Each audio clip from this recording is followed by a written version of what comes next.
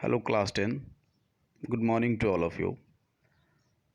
Today we shall discuss the left part of the part 4 and part 5 and 6. तो चलिए start करते हैं. हमारा पहला टॉपिक है यूनिफिकेशन ऑफ ब्रिटेन. हम जानते हैं कि ब्रिटिश एम्पायर स्कॉटिश, आयरिश और इंग्लिश की वजह से कंसिस्ट हुआ था. उस एम्पायर की जब हम बात करेंगे जो इन तीनों जगहों से मिल करके कंसिस्ट हुआ था, वहाँ इंडस्ट्रियल रिवॉल्यूशन की वजह से वहाँ पे इकोनॉमिक प्रोस्पैरिटी उस एम्पायर में काफ़ी अच्छा देखने को मिला.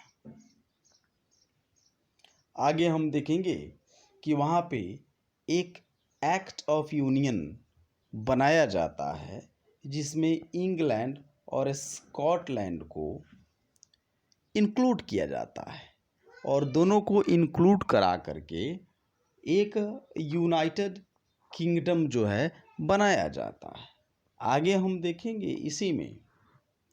तो कुछ सालों के बाद आफ्टर सम ईयर्स आयरलैंड को भी इसमें इंक्लूड किया जाता है और एक नेशनल यूनाइटेड किंगडम फॉर्म किया जाता है.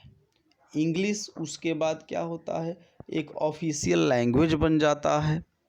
इंग्लिश एक ऑफिशियल लैंग्वेज बनता है और नेशनल फ्लैग भी वहाँ पे बनाया जाता है. चलिए, आज ये टॉपिक हमारा ख़त्म होता है. हम नेक्स्ट टॉपिक देखते हैं. हमारा नेक्स्ट टॉपिक है विजुअलाइजिंग द नेशन. इसमें सबसे पहले हमें एलेगरी पढ़ना है. एलेगरी के बारे में आइए जानते हैं कि व्हाट इज एलेगरी.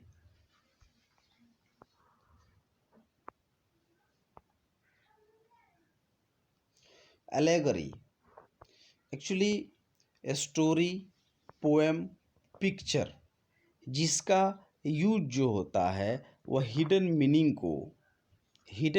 को रिवील करने के लिए होता है. यदि पोएम, पिक्चर या स्टोरी जिसका यूज हम हिडन मीनिंग को डिस्क्लोज करने के लिए करते हैं तो वह एलेगरी होता है.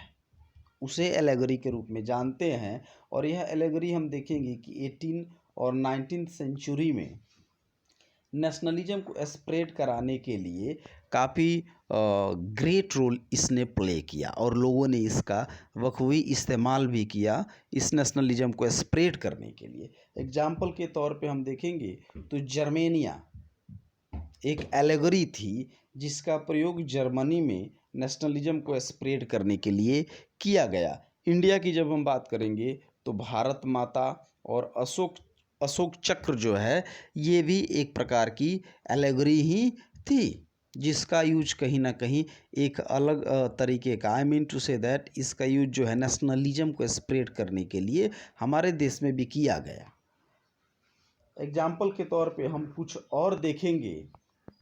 एलेगरी जो 19th सेंचुरी में यूरोप में उसका बहुत ही ज़्यादा यूज हुआ टू स्प्रेड नेशनलिज्म, जैसे ब्रोकन चेन जिसका मीनिंग होता था लिबर्टी.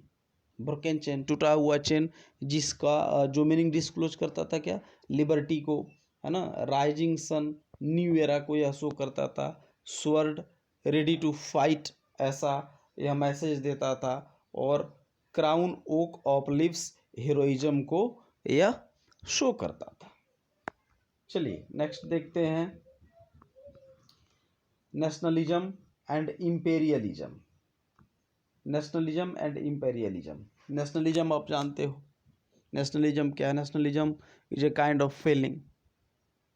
नेशनलिज्म एक प्रकार की फीलिंग है किसी भी इंसान के, अगर वह उस देश के किसी भी अमुक देश में रहता है तो उस देश के प्रति जो है उसके अंदर एक फीलिंग्स, जैसे एग्जांपल के तौर पे हम इंडिया में रहते हैं और हमारे अंदर इंडिया के लिए एक फीलिंग्स है कि इंडिया हमारा देश है, इंडिया में हम रहते हैं, और इसी प्रकार का जो फीलिंग है यह नेशनलिज्म है.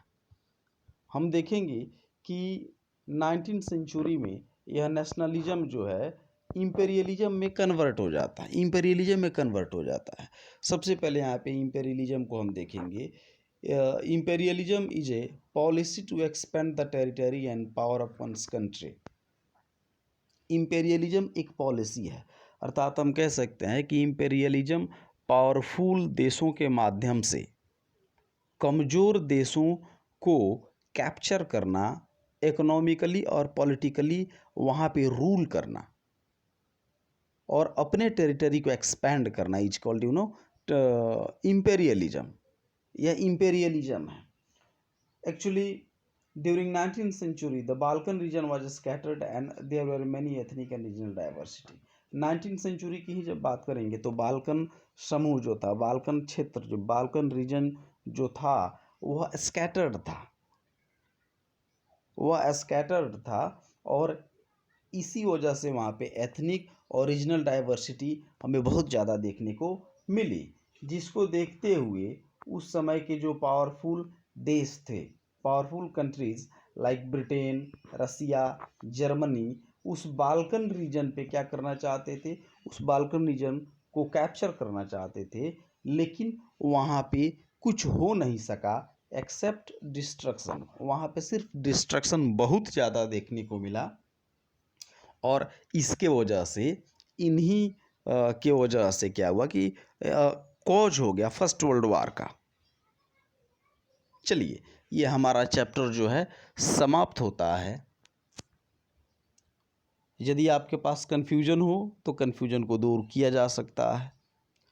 आप लोग दिया गया क्वेश्चन जो हम यहाँ से सेंड करते हैं आपके लिए बनाते नहीं हैं, आप उसको बनाइए और क्वेश्चन को फेयर भी कीजिए। मैं फिर से क्वेश्चन दूंगा आपको, आप बनाइए और जितना क्वेश्चन है आपके चैप्टर 1 का, जितना लॉन्ग क्वेश्चन है और जो मैं इधर से दूंगा आपको बना करके दिखाना है, उसको फेयर भी करना है। और हाँ, save trees save the earth. Thank you.